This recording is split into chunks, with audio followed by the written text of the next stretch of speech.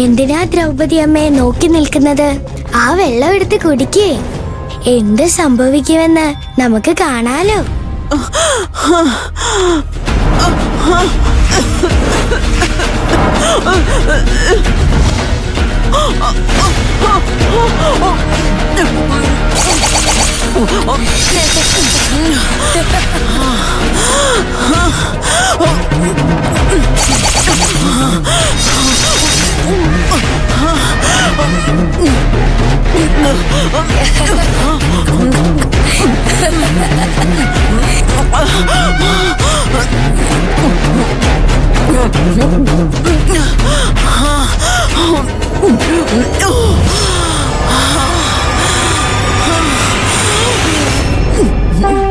എന്റെ തിരുവാഭരണം മോഷ്ടിച്ചതിന് ദൃക്സാക്ഷിയായ ബാലൻ സത്യസന്ധമായി ദൈവത്തിനു മുൻനിർത്തി അതെല്ലാവരോടും പറഞ്ഞു. ആ സത്യസന്ധതയെ കൊല്ലാനാണോ ദ്രൗപദിയമ്മ ഇപ്പൊ വന്നിരിക്കുന്നത്?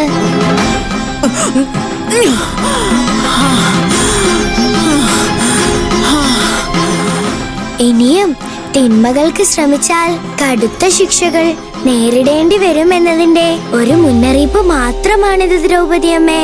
രക്തവസ്ത്രധാരിണി മഹാട്ടഹാസരൂപിണി ശ്മശാന നൃത്തലാലസേ കപാലമാലധാരിണി കൃഷ്ണഖഡ്ഗശോഭിതേ ത്രിശൂലിനി കപാലികേ പ്രപഞ്ചകാരിണി ശിവേ രാജരാജപൂജിതേ ചിദഗ്നികുണ്ഠനർത്തകി ചിദംബര പ്രവേശിനി ചിദഗ്നിഭസ്മധാരിണി ചിദംബരേശ്വരി ശിവേ.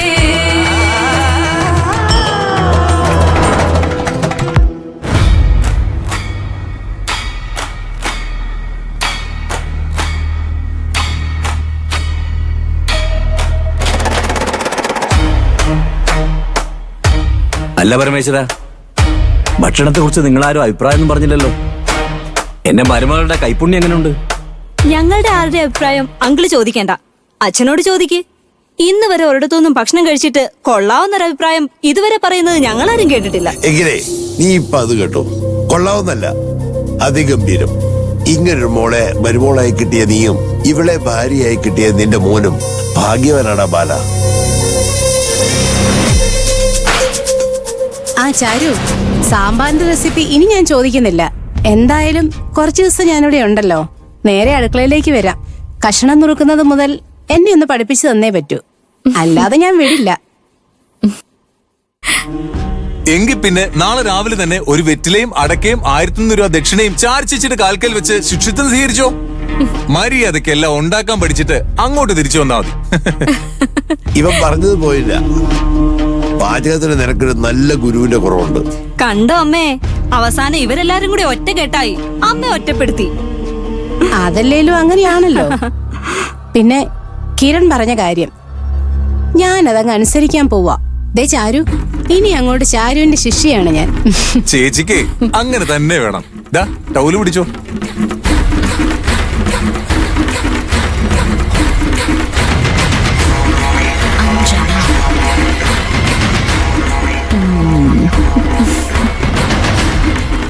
എന്താ ചേച്ചി? ഒന്നുമില്ല. കിരണിന്റെ കയ്യിലേ ഈ പച്ച കുത്തിയിരിക്കുന്ന നോക്കുമായിരുന്നു. ഇവളുടെ പേരാ അവൻ പച്ച കുത്തി വെച്ചിരിക്കുന്നത്. അഞ്ജനെ ഹൃദയത്തിലേറ്റിയത് പോരാഞ്ഞിട്ടാണോ കിരണെ കയ്യിലും പച്ച കുത്തി വെച്ചേക്കുന്നേ? ഈ പച്ചകുത്തലിന്റെ ഒന്നും ഒരാവശ്യമില്ല. ഇവള് ജനിച്ചപ്പോ തന്നെ നമ്മുടെ സീതാമണി പറഞ്ഞതാ അവളുടെ മോനെ ചേട്ടന്റെ മോളെ കൊണ്ട് കെട്ടിക്കണമെന്ന്.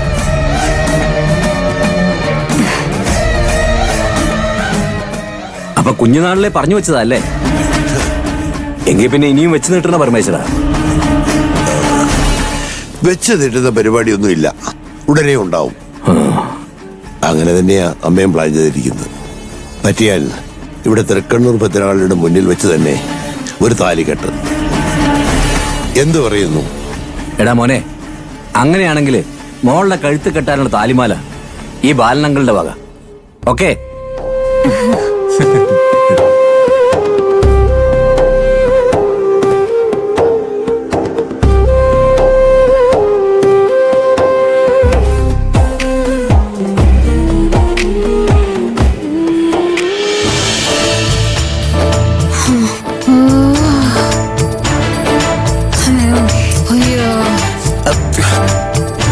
ആ പുളിവെള്ളം എല്ലാം കൂടി കുടിച്ചിട്ടാണെന്ന് തോന്നുന്നു.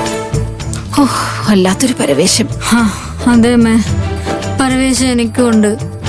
കിട്ടിയ അവസരം മുതലെടുത്ത് അവള് നമ്മളെ ശിക്ഷിച്ചതാ. എനിക്ക് പരവേശമൊന്നുമില്ല. പക്ഷെ അപ്പം കഴിച്ചതും രാവിലെ കഴിച്ചതും ഇന്നലെ രാത്രി കഴിച്ചതും ഉൾപ്പെടെ സകലതും പുറത്തുപോയി. വിശന്നിട്ട് കണ്ണ് കാണാൻ വയ്യ. ഇനിയും കഴിക്കാൻ തോന്നല്ലോ നിങ്ങക്ക്? സമ്മതിക്കണം. എനിക്കാണെങ്കിൽ ഒരു വറ്റ് താഴോട്ട് ഇറങ്ങിയ ഞാൻ അപ്പ ഛർദിക്കും.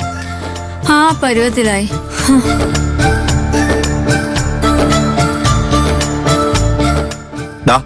ഞാൻ വൈകിട്ട് വിളിക്കാം കേട്ടോ.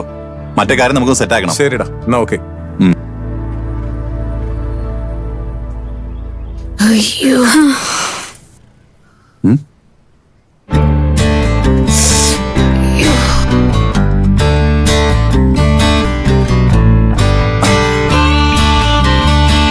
അല്ല, ഇതെന്തു പറ്റി? നിങ്ങൾ എല്ലാരും കൂടി ഇവിടെ വന്നിരിക്കുന്ന എന്താ? എന്തു കളിയാ? ഓ, ഒന്നും പറയണ്ട അളിയ. ഒരു പറ്റി നല്ല ഒന്നാന്തരം ഒരു കെണി. എന്താ അമ്മേ, എന്തു പറ്റി? ഓ എടാ, ചാരു ഉണ്ടാക്കി വെച്ചിരുന്ന സാമ്പാറിൽ പല്ലി വീണിട്ടുണ്ടായിരുന്നു. എന്നിട്ട് അത് എടുത്തു കളയാതെ അവളത് അടുക്കളയിൽ തന്നെ വെച്ചിരുന്നു. ഞങ്ങള് 3 പേരും കൂടി ആ സാമ്പാറും കൂട്ടി നന്നായിട്ട് അങ്ങോട്ട് കഴിച്ചു. നിങ്ങൾ പല്ലി വീണ സാമ്പാർ കഴിച്ചാ? കഴിച്ചു എന്നല്ല പറയണ്ടേ, അത് കുടിച്ചൂന്ന് വേണം പറയാൻ. അയ്യേ, അളിയ, വെറുതെ പ്രോത്സാഹനം കൊടുക്കല്ലേ. ഇവര് രണ്ടുപേരും ഛർദിച്ച് തകർക്കാൻ ആരുടെയെങ്കിലും ഒരു പിന്തുണയ്ക്ക് വേണ്ടി കാത്തിരിക്കുക. എന്തായാലും ഞാൻ ആ സമയത്ത് ഇവിടെ ഇല്ലായിരുന്നു, നന്നായി. ഇല്ലെങ്കിൽ ഞാനും കുടിച്ചാൽ ഈ പല്ലി സാമ്പാർ. പല്ലി സാമ്പാർന്നൊരു വാക്ക് മിണ്ടിയല്ലേ നീ എന്റേത് മേടിക്കും, പറഞ്ഞേക്കാം. അല്ല, നീ നേരം വരെ എവിടെ പോയി വെക്കുമായിരുന്നു? ഞാൻ പിന്നെന്ത് വേണമായിരുന്നു? വിരുന്നുകാരെ മുമ്പിൽ വെച്ച് കളിയാക്കാൻ വേണ്ടി നിന്ന് കൊടുക്കണമായിരുന്നോ? എന്നെ കാണുന്നിടത്ത് വെച്ച് മൊത്തം കളിയാക്കലാണല്ലോ ബാലമാഷിന്റെ പണി. അളിയ, മണി 2 അളിയെന്ന് വിശപ്പൊന്നുമില്ലേ? വിശക്കുന്നില്ലേന്നോ? ഒരാനയെ തിന്നാനുള്ള വിശപ്പുണ്ട്, അറിയൂ? എന്നാ വാ, ഞാനും കൂടി വരാം.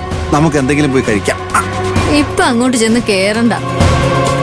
അവിടെ വിരുന്നുകാരനും മാഷും മരുമോളും എല്ലാം കൂടെ സദ്യ കഴിച്ച് രസിക്കുക. ചെന്ന് കേറി കണ്ണിലെ കരടാവണ്ട. ഇതിങ്ങനെ പോയാൽ ശരിയാവുമെന്ന് എനിക്ക് തോന്നുന്നില്ല. 1 or 2 ദിവസത്തേക്കാണെങ്കിൽ കുഴപ്പമില്ല. അമ്പലത്തിൽ ഉത്സവം കഴിയുന്നവരെ ഈ അഭയാർത്ഥികളിലൂടെ കാണുമെന്നാണ് റിപ്പോർട്ട്.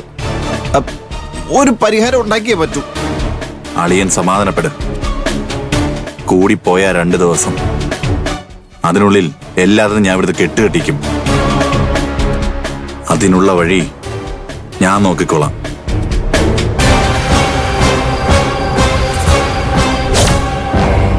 അല്ല ബാലേന്ദ്ര, ബാലചന്ദ്രന്റെ മൂത്ത മരുമോളും ഇളയ മകനും ഒരേ ഓഫീസിൽ തന്നെയാ ജോലി ചെയ്യുന്നെന്നല്ലേ പറഞ്ഞത്?